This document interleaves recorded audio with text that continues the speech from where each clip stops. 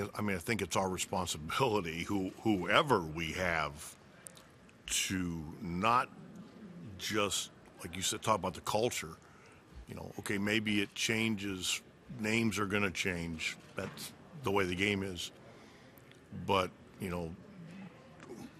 when we leave Goodyear with 25 guys, and we're gonna, we need to not ever have that be an excuse that, oh, we might have a few new guys or this or that. That's why we work so hard at it in spring training, to build a base. And we'll do it again. You're right. We may not know yet who some of those names are.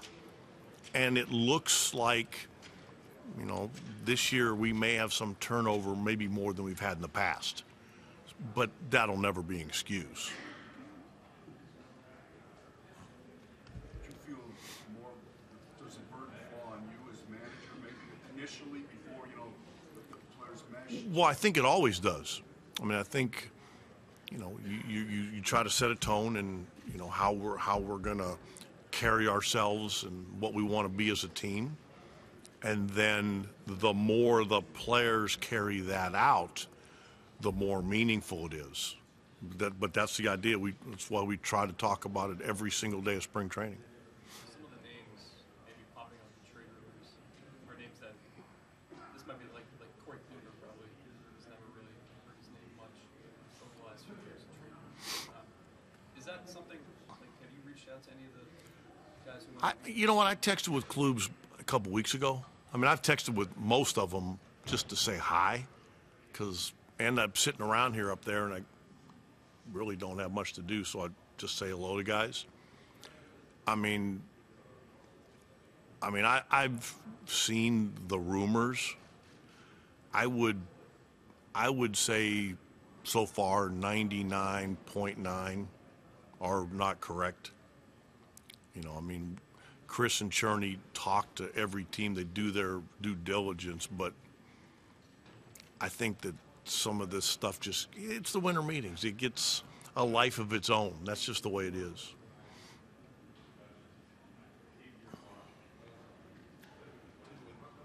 These sorts of rumors are out there. A lot kind of on there from the front office, working through a number of different scenarios. How much, and Chris kind of talked to this yesterday, that he hopes the fans can kind of look at the track record you guys have established over the past couple of years to kind of give them some faith through sometimes they might be a little bit skeptical about the future of where you guys are going. Just how much, just speaking of the job the front office is there, how much faith should the fans feel? Well, I know I have faith. I know, we're sitting up there and I'm listening to all these conversations that they're having, and it kind of made me think about, when a game's over, how they respond with me through maybe some difficult times or frustrating nights. They're always so supportive. So I tried to just kind of be supportive, because this is their area and they're good at it, and they've proven they're good at it.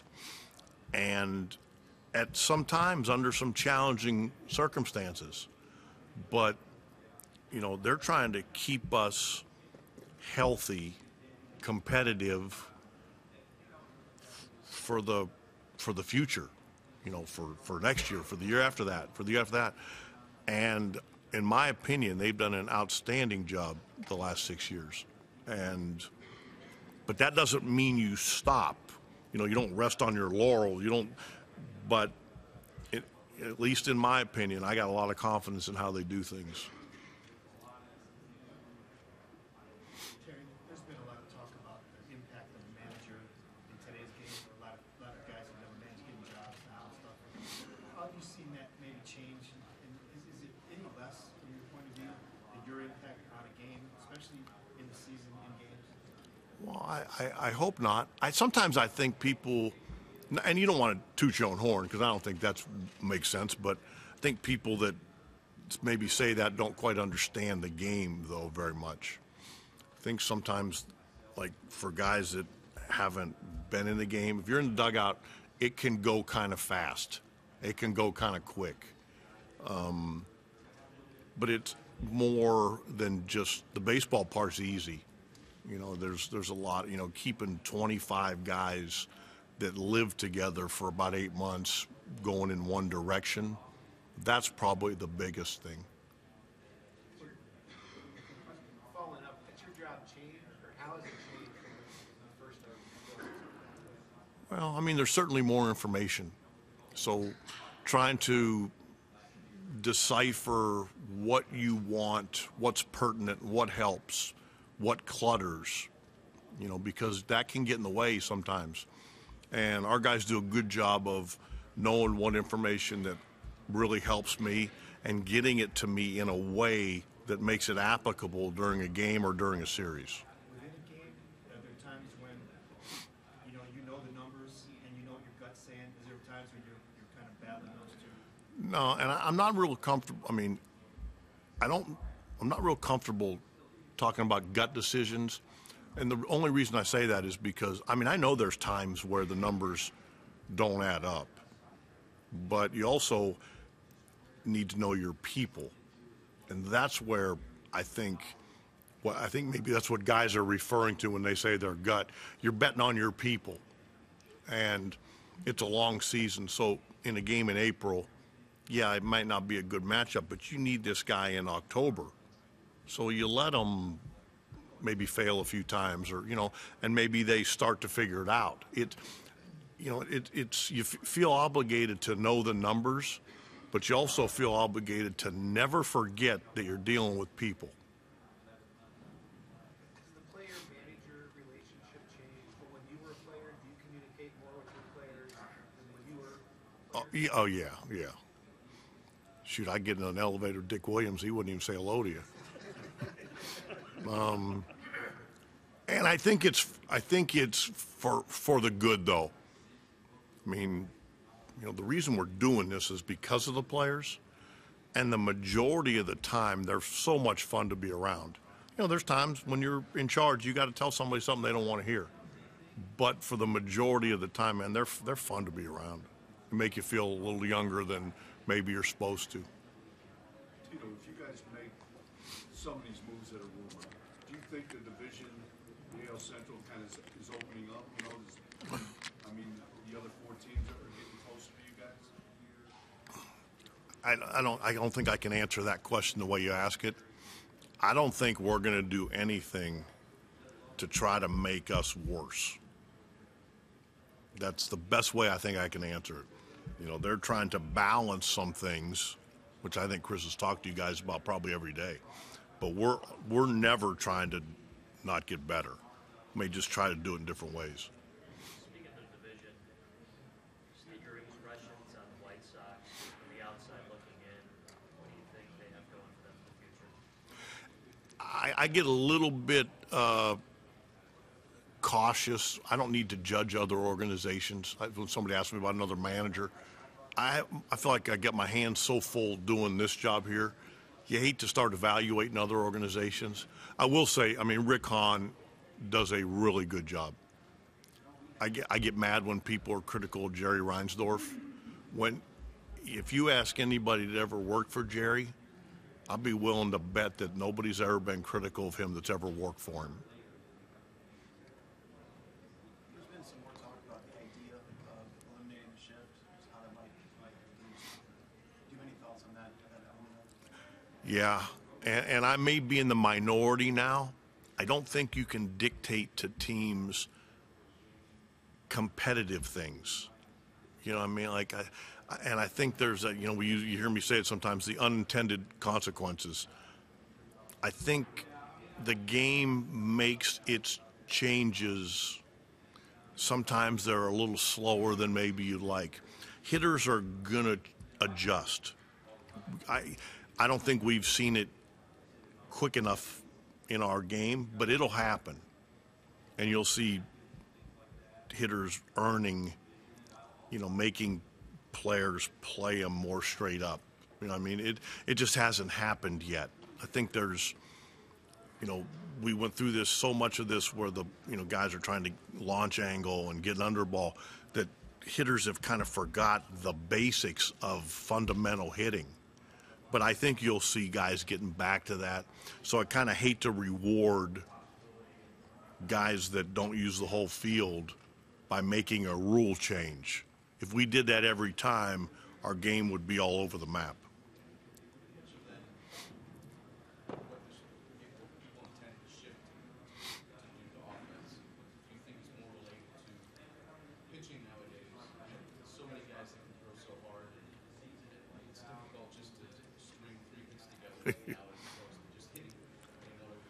Yeah, but I mean, if you're talking about stringing 3 hits together, the best way to do that is to use the whole field.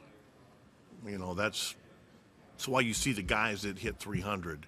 If you look at their hit chart or the statistics, they're never the guys that are at the top of the league in exit velocity. You know, like Jose Ramirez, Altuve, those guys, they're in the second 100 because they use the whole field. Doesn't mean they just scald every ball, but they get the barrel to it and they move the ball around the field. That's why they're so successful.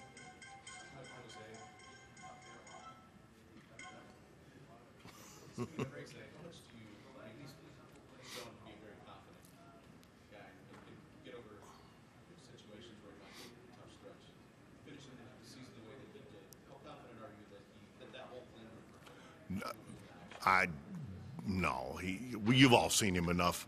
He went through a really tough time. Pitchers do that. He's one of the best players in the game. I mean, he ended up being, third in the MVP voting? That's an incredible accomplishment. Wouldn't surprise me if he wins it at some point.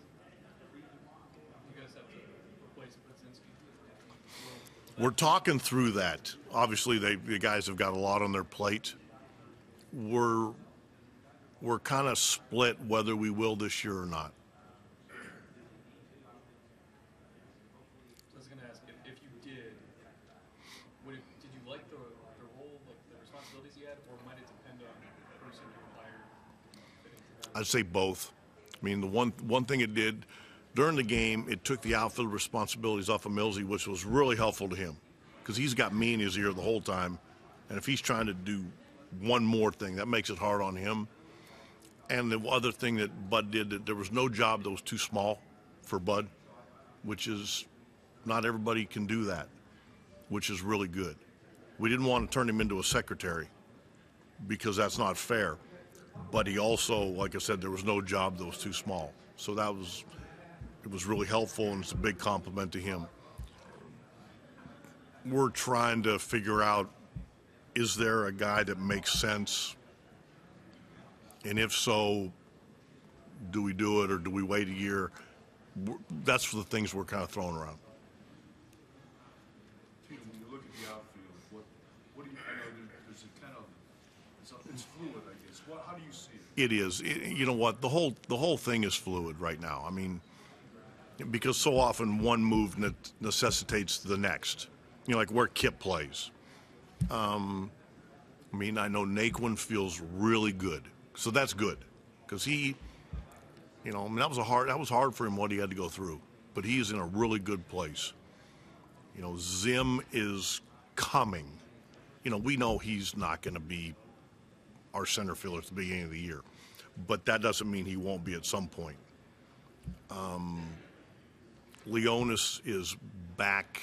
I think he's like 6 pounds from being where he was, which is a miracle in itself. You know, there's a possibility that Kipnis plays the outfield. You know, we got Luplo from Pittsburgh. So right now, we've got names. Where they play, we don't know. Do we add? Who knows?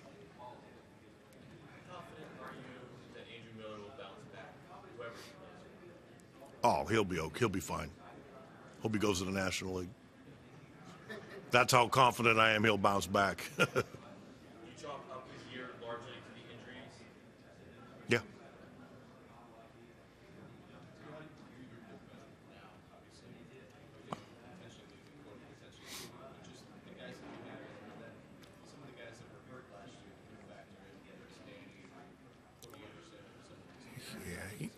Yeah, you know, for the first time in probably since I've been in Cleveland, our bullpen was inconsistent. You know, even the names you said, you know, Cody had his issues from time to time. Andrew wasn't always healthy. You know, like Neil Ramirez had a stretch where he was lights out, then he had stretches where he wasn't. That's probably the hardest thing for managers when you don't know what you're going to get. You know, even when certain guys, okay, you can do this, but he really doesn't do this. Okay, just try to stay away. But when you don't know, that makes it hard. I think we're going to get a healthy Nick Goody back. That'll help. I think Edwards is a huge sleeper. He was pitching well enough last year where he had probably earned the right to be on the playoff roster. I think we thought enough about him and his future and what he's been through to not put him on the roster, and we told him that just because he had been rehabbing for a year and a half. To throw innings with that kind of intensity at that time of year, we didn't think was fair to him. We think he might actually be a really good bullpen guy. I think Simber was a typical guy that came in, tried to do too much, so conscientious that probably hurt him a little bit. He's going to be good. And Hand is one of the better pitchers in the game. We know that we have some work to do out there still. Oliver Perez kind of saved. He made our bullpen. It's amazing when one guy pitches that well, how much it affects everybody else. Do you think of your bullpen now, not just the 7, 8 guys with you at any given time, 11 or 12 men, including people What do you mean by that? like with people with options to keep arms fresh? Do you blow in, check in? It's nice to have some flexibility. Don't think you want to fall in love with that too much, because then you start getting in the way of the identity of your team, and we certainly try to keep that in mind. But it is nice to have a guy or two that if your starter goes 1 inning, you don't have to release somebody or designate somebody that you can send to AAA. And Chris and I usually grab those guys at the end of spring training and walk them through it. So if and when it does happen, it's not just a huge shock to them. Antonetti said that Salazar's scheduled to start throwing again this week. It's obviously a little bit early, but what are your expectations? He did. He's thrown, I think, a couple times. We saw a little video of him yesterday. He's just out to 90 feet right now. Now, it's still nice to see a guy have a ball in his hand and throwing. Where this goes and the timetable is going to be completely up to Danny. But it'll be fun to watch the progression. And when we see him on the mound again, that's going to be exciting for us for sure.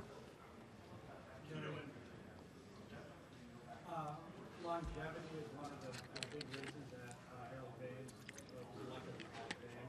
He played long enough to get over 27. Omar Pascal played long enough to get over 27. How much should longevity matter when you're assessing a player's career? I don't really sit and assess. I'm like a fan, probably like everybody else, but I spend so much time trying to figure out how the Indians are going to be good that I don't look at those things close enough to have a great opinion. I think longevity in our game is something that it's so hard to do that I think you have to take it into account, because it's not either. The older you get, the harder you have to work just to maintain what you can do, not just to get better. Because as you age, we've all seen it's harder to do things than when you're 22 or 23. With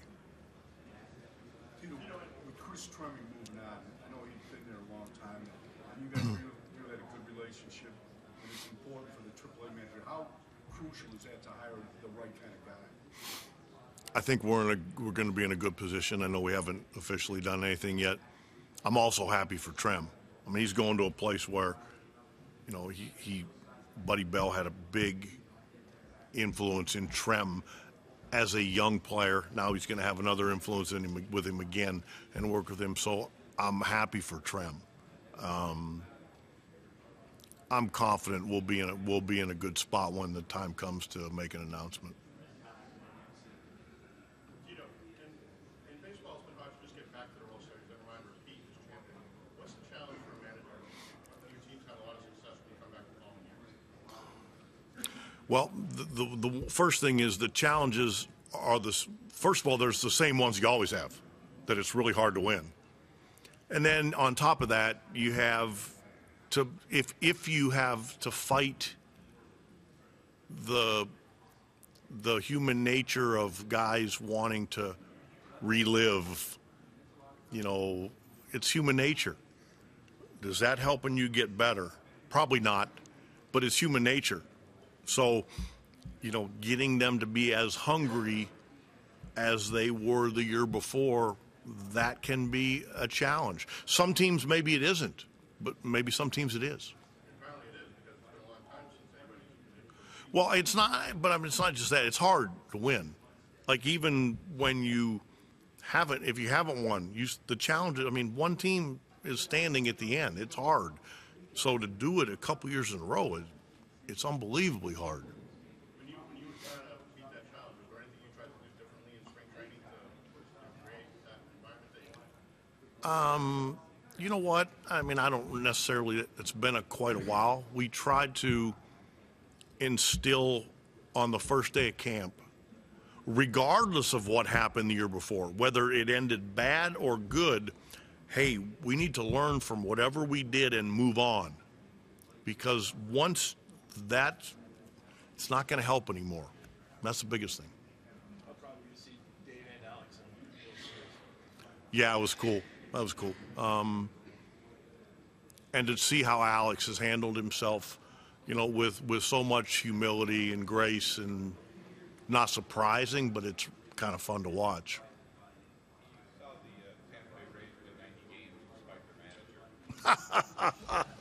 I like the way you said that.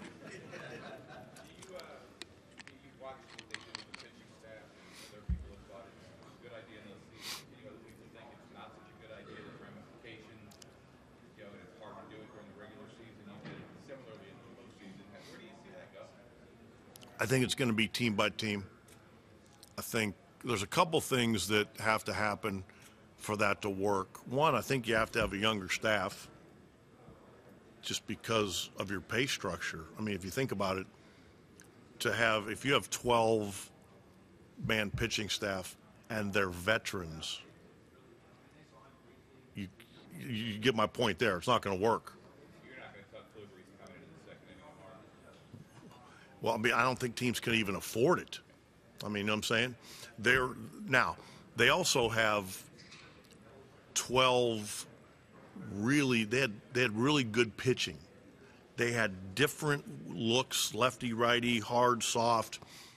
You know, so for that to work, like, they were going to be a good pitching staff anyway. The way they employed it really was challenging for other teams. But most of the reason is because of who they had pitching. They were pretty good. I don't think they got enough credit for being good.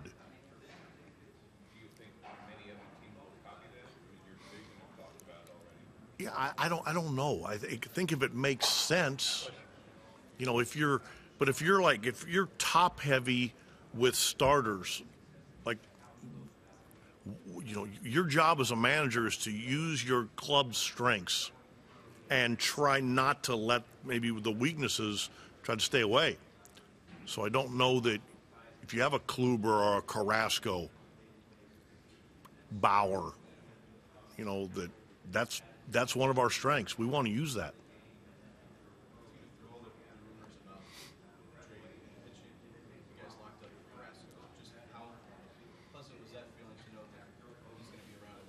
Well, and I think that maybe goes to the very first question of, you know, how we plan to, you know, we're not going backwards. We don't want to go backwards. We want to continue to try to give ourselves a chance to win. And Carrasco wanting to be here, you know, not grabbing every last top dollar, allowed that to happen. So I'm thrilled. I mean, Carlos has turned into one of the top probably 10 pitchers in baseball.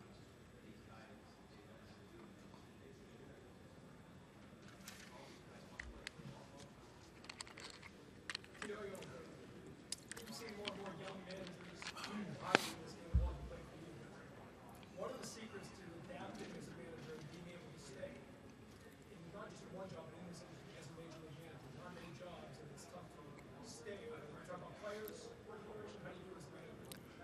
Well, I think the first thing, you got to be true to yourself. I mean, you're always trying to learn, which is good, but you got to be true to your own personality. If you're not, players see right through it.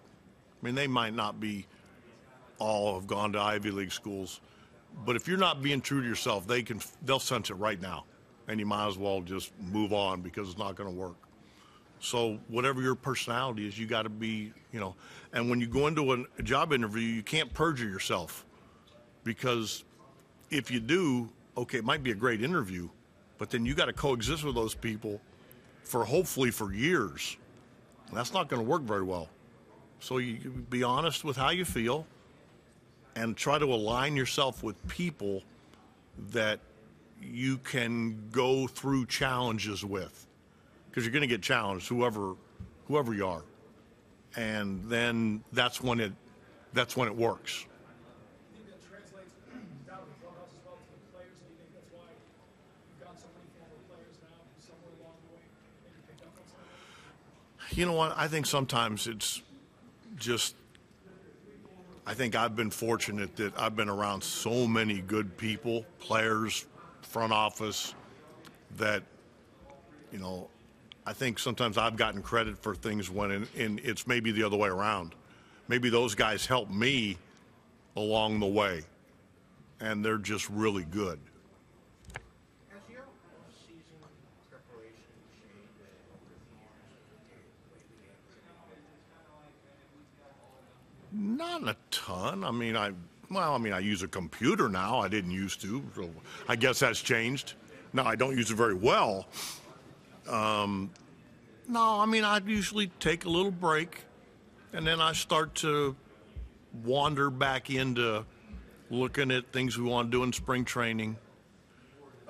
Start to look at the guys that are coming to spring training, that aren't our mainstays, the younger players, the 6-year minor league free agents, to make sure that we're up to speed on all of that. When they walk through those doors, we want them to know we know who they are and that they feel respected. And I talk to Millsy all the time about, do we want to do anything different in spring training, things like that, but not too much. When it comes to relievers generally and the year-to-year volatility, why do you think that happens? Because the guys that are pitching well usually have a tendency of getting used a lot. That's just the way the game is. And sometimes that wear and tear, it takes, they have a good year, sometimes bad year, good year, bad year.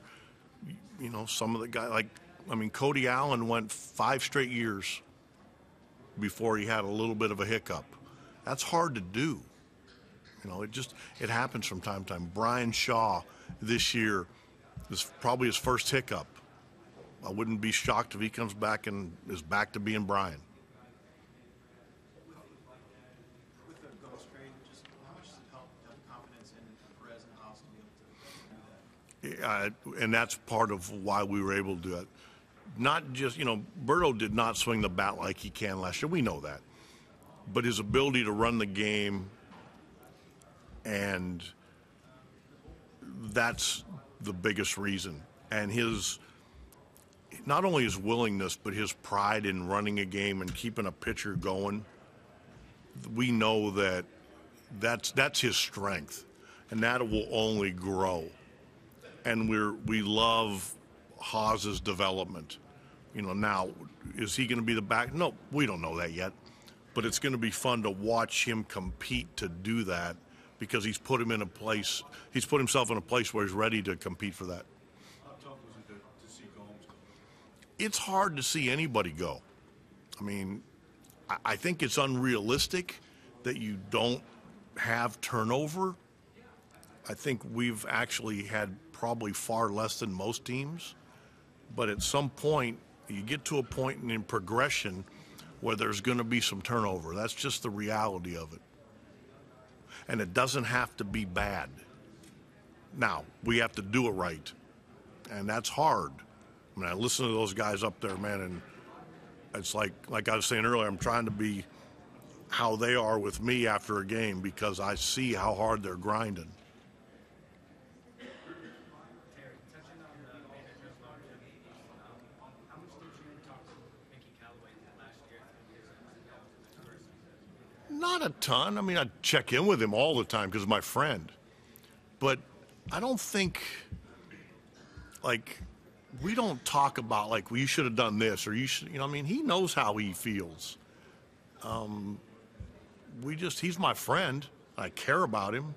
So I'd send him a note every once in a while, more often funny than, serious. But, I mean, I don't know, this is his turn to do what he thinks is right. Does that make sense? Couple more, I gotta get him going. You're an outsider, man. You're not. Your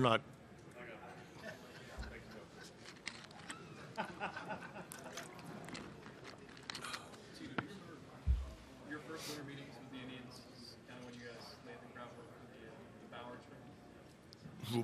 trade. What were you going to say? Do you remember, like, obviously now you're sitting up there, you're so familiar with those guys, but do you remember what it was like going through that? I can remember sitting in a room with Chris after our meeting had broken up. And he was sitting at a desk just about like this, but there was nobody in the suite. So I kind of hung around because we were frustrated. I mean, we're looking up and we're like, man, we didn't seem to have much pitching. We weren't really having a whole lot of luck finding ways to get it. And I know he was down. So I kind of just hung around. I'm like, hey, can I do anything? What can I help you with it? And we talked for a while. And then all of a sudden, things kind of changed. They swung that three-way deal with Trev and Shaw. Yeah. And that was probably the first bigger move. Then all of a sudden, you got Gomes coming, Avilas. I mean, I thought they did an incredible job. And then the players, I mean, all of a sudden Kluber works his way into being, at times the best pitcher in baseball. Carrasco. It's been fun to see because you don't always know who's going to be good. But, now we're seeing Bieber. He's starting to show his way into, okay, he got to the big leagues. What's the next step? It's fun to watch. Tito, after undergoing surgery, really nobody in baseball has before. How much you lose for Dustin? Probably more than anybody else. I've been pretty vocal about how special he is. If anybody can do something, it's him. And if he can't, it'll be because of the way he played for so long that it just beat the crap out of him. But no, I'll be pulling for him like crazy.